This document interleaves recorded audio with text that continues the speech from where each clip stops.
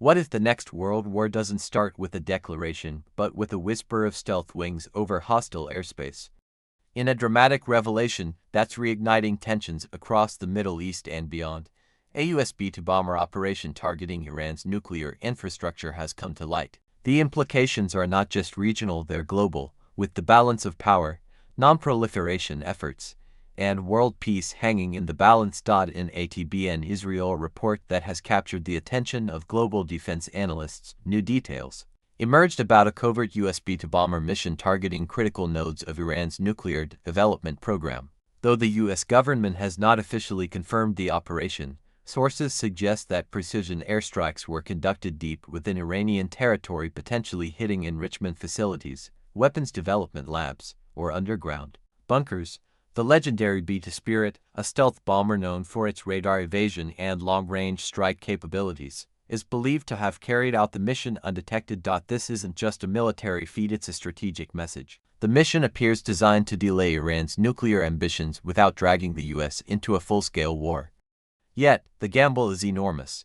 Iran's government has vehemently denied the strike occurred, but simultaneously announced heightened military readiness, cyber warfare alerts, and anti-air defenses across key sites. Meanwhile, Israeli defense officials have neither confirmed nor denied collaboration, sparking speculation of joint intelligence sharing and coordination behind the scenes. For Washington, this bold strike, whether directly confirmed or not, marks a shift back to preemptive deterrence, coming at a time when U.S. forces are stretched thin globally and political will for another war is low. The use of elite stealth capabilities hints at a policy of surgical coercion, do just enough to cripple, but not enough to trigger escalation. The international fallout from this revelation has been swift. Russia and China immediately condemned the reported strike, accusing the U.S. of violating Iran's sovereignty and undermining the fragile nuclear diplomacy in the region. The European Union, already struggling to revive the Iran nuclear deal, JCPOA, called for an emergency diplomatic meeting, urging maximum restraint from all parties. France warned that the path to diplomacy was shrinking by the hour, while Germany emphasized the need to avoid a broader conflict.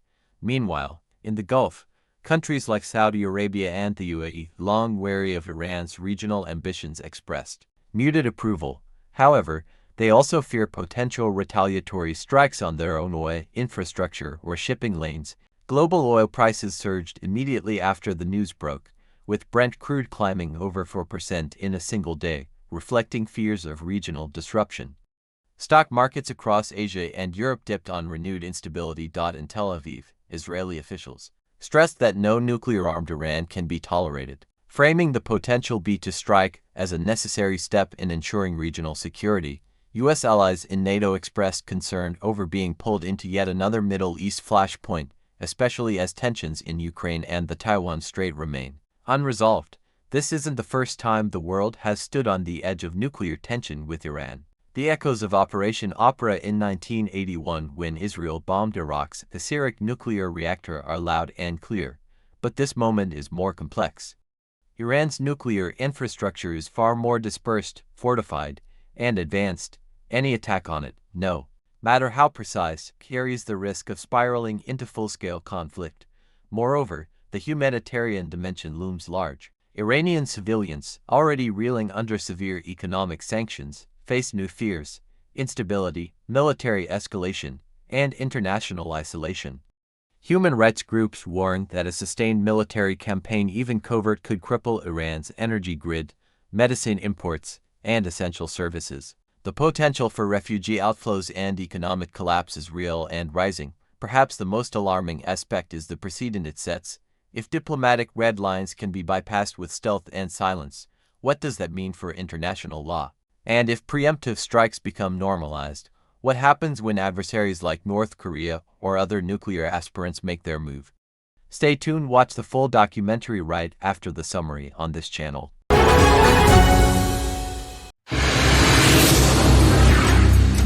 For my entire career reporting from the ground here in Israel, one threat has loomed above all others: Iran's nuclear program. Commanders, generals, and politicians all warned. Iran's nuclear program is an existential threat to Israel's existence. The big war is coming. After 8 relentless days of Israeli airstrikes, dismantling Iran's defenses, clearing the skies, striking deep into enemy territory, the United States stepped in to finish the job. 7 B-2 bombers flew 18 hours from U.S. soil. They dropped 14 massive bunker-busting bombs on Fordo and Natanz, nuclear sites buried under the mountains. At the same time, over 24 Tomahawk missiles lit up the skies over Isfahan. It was the most expensive, the most precise, and the most powerful strike ever launched in a single night in modern warfare. And that alone tells you how critical this mission truly was. Today, we're diving deep into Operation Midnight Hammer, a strike that will go down in history as a turning point in the battle for freedom, not just for Israel, but for the entire Middle East and Western civilizations.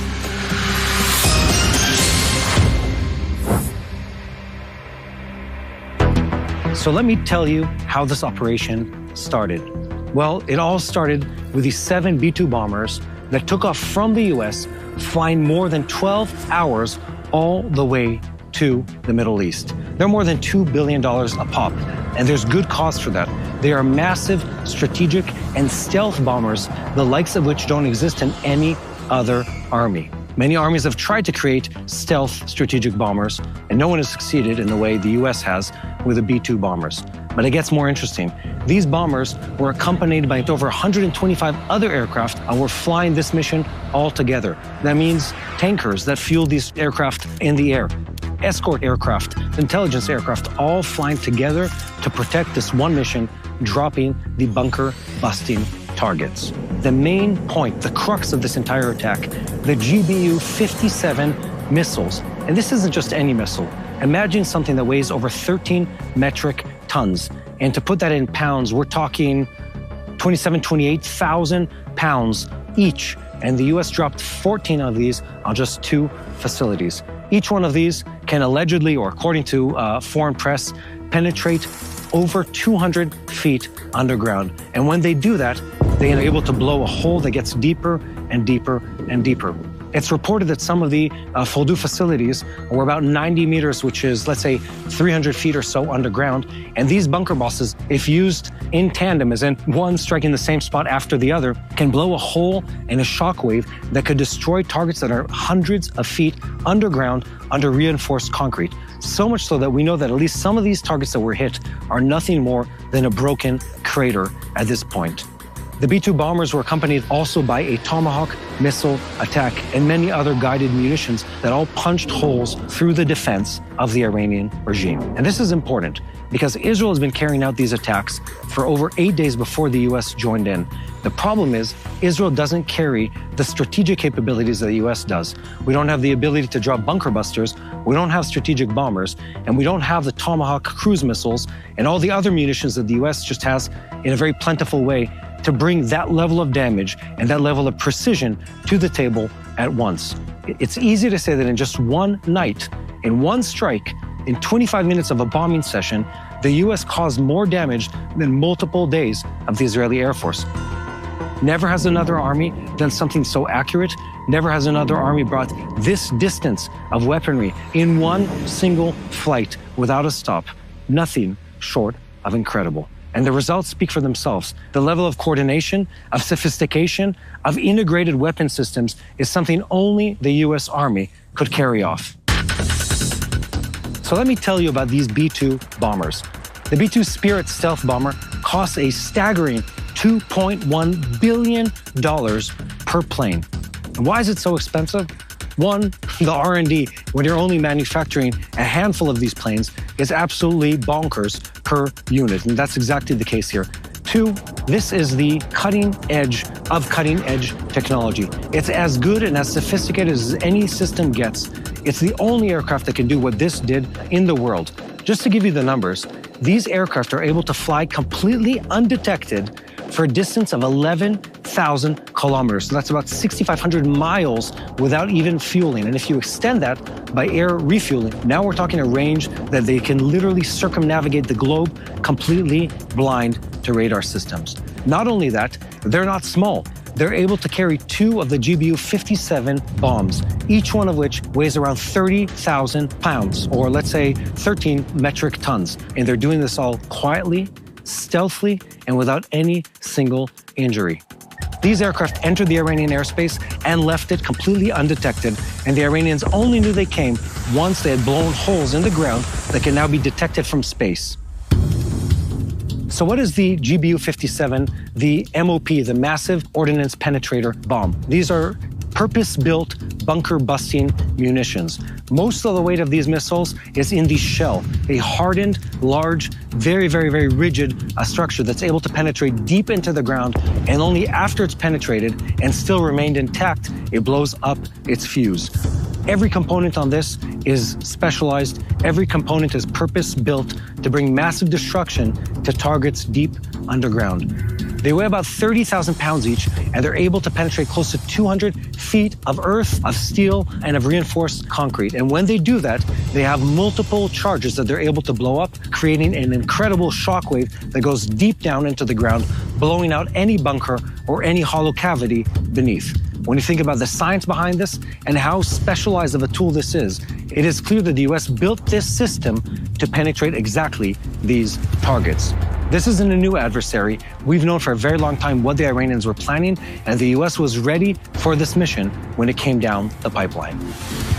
Many other guided missiles were used, including Tomahawk missiles, and again, take into account all the firepower that the US brings to an arena when it comes. It has naval assets, it has aircraft carrier, it has strategic bombers that can fly halfway around the world, refuel, and go all the way back without even stopping for a pit stop.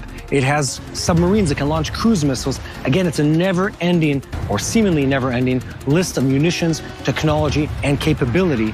And this attack is exactly an example of that. Precision, training, accuracy, and strategic use of strategic weapons in a way that brought the Iranians to the realization that they have nothing against the US, and it simply cannot be stopped. This entire event started when Israel preemptively struck the Iranians on the night of June 13th. It was 8 days of fighting before the US joined, under which the Israeli army did the unthinkable. We knocked out several dozen leaders of both the IRGC, the Iranian Revolutionary Guard Corps. We knocked out many of the heads of the nuclear program, scientists who've dedicated their life to bring destruction through an atomic nuclear bomb against Israel. Every one of these people was a bad guy, and each one of them was a pivotal point in the Iranian plan to destroy the people of Israel. Israel, in an incredible and effective way, achieved air dominance only within hours of the initial attack, knocking out more than 40 surface-to-air systems in just the first wave of this attack. Countless strikes were carried out. Some of the pilots went back and forth from Israel to Iran, time and time again, refueling in the air. This was a humiliation for the IRGC, the radical government that leads the Iranian people, that has hijacked the Iranian people, and it shows the true power of planning, execution, and resilience of the Israeli people. And one more thing here, it exemplifies how powerful and effective the Israeli intelligence apparatus truly is. The joke right now in Israel is that when the Iranians bombed the Israeli Mossad headquarters in central Israel, no one was hurt because all of the Mossad agents were in Iran. Now that is a joke, but it feels close to reality. The penetration of Israeli intelligence of the Iranian government is something that I'm sure we're going to hear much about in years to come. So one might ask, why did this attack have to happen right now? Well, let me tell you this. Time was running out. Both Israel and the US were aware of the extent of the development of the Iranian nuclear program. Let me explain the components of the nuclear bomb. Enriched uranium is the first one, the warhead is the second, and the delivery mechanism is the third. Two of these are complicated to create, the enriched uranium and the delivery method, the ballistic missiles or the intercontinental ballistic missiles. Well, the Iranians have the third part. They know how to deliver payloads. They're missing the second part, which is the easiest one, the warhead. And they, in recent years, have enriched uranium enough to create almost 15 bombs at a level of 60% enrichment, which means if given a few more weeks or a few more months, they would have had enough military-grade enriched uranium to reach a bomb. And that is something Israel simply couldn't live with. Israeli Prime Minister Netanyahu came out days after the attack started, saying that the initial plan was actually to do this back in April. but because of different constraints and limitations, it was carried out now in, by the way, a full moon scenario, which is not optimal for bombing missions. The reason is Israel and the US were running out of time, and we had to strike before it was too late. Interestingly enough, not a single Arab country has condemned the attack on Iran. Many other countries have been waiting for Israel and the US to attack the Iranians. In fact, many in the Middle East were waiting and hoping for this attack to take place against Iran to remove the threat that Iran poses to them. But it gets more interesting than that. The German chancellor comes out a couple days after the attack, and he says Israel is doing the dirty work of the world. He says this before the US attacks, and he essentially states out loud what everyone knows. Iran is a threat to the entire global community. It's not just against Israel, it's against Judeo-Christian values, against freedom, against liberties, and they've said so openly, these aren't my ideas or words. And Israel took the dirty work of the world and started bringing down the evil Iranian regime that was trying to manifest its goal, its religious ideology, through an atomic bomb. And the fact that the US joined in is just testament to how important it is to stand up to this type of evil.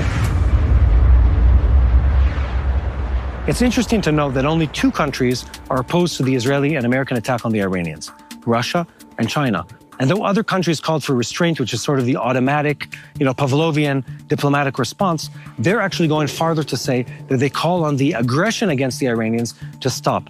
And again, let's be honest here, they're coming at all of this from a very different agenda. Russia's trying to rebuild its stake in the Middle East as a superpower and a kingmaker, and the Chinese are, well, they're just simply opposed to everything the US says and does, and Israel being an ally of the US is automatically not aligned with the Chinese agenda. But across the board, everyone around the world realizes that this was an evil that needed to be dealt with. And the fact that it was is true testament of the boldness of Israel and the US, but also of how important it is to stand up to this type of evil. So what comes next for Iran? Well, the Iranians haven't really lost all of their nuclear program. There is no scenario where the nuclear program goes back to a complete zero, because the knowledge and some of the enriched uranium, the relationships, the understanding of process, they don't really go away, even though we've eliminated many of the people at leadership of this role. There is a scenario where if they're unsupervised, they'll be able to push back in a few years to where they were just a few weeks ago. But that's not very likely. They've lost a huge amount of resources, both human and financial, in this program, will slow them down dramatically in the future. So here we are, standing at the end of a chapter that will go down in history. A moment where good faced evil and prevailed. The IDF, the Israeli Air Force, together with the US military and Air Force, carried out one of the boldest, most precise missions the world has ever seen, leaving Iran's nuclear dream shattered. But this isn't just a story of weapons, it's a story of will, of partnership, of people. The Israeli people have stood resilient through darkness, and America, our close ally, our friend, showed the world what real commitment looks like. And together, we drew the line. Together we said, enough, there's still a road ahead. We are not afraid. We believe in a future where our kids don't grow up under threat, where Jerusalem stands proud and free, where Israel not only survives, but thrives, along with its neighbors in the new Middle East. And to every soldier, to every pilot, to every medic, every parent who held their child through sirens, this victory is yours. Am Yisrael Chai, the people of Israel live. God bless Israel, and God bless the United States of America. Hello, this is Mati here in Jerusalem with TBN Israel. This is Yair Pinto from TBN Israel here in Jerusalem. TBN Israel is keeping viewers informed with Israel-focused news, culture, and what God is doing in this land. Support TBN Israel today online at tbn.org/Israel. Thank you.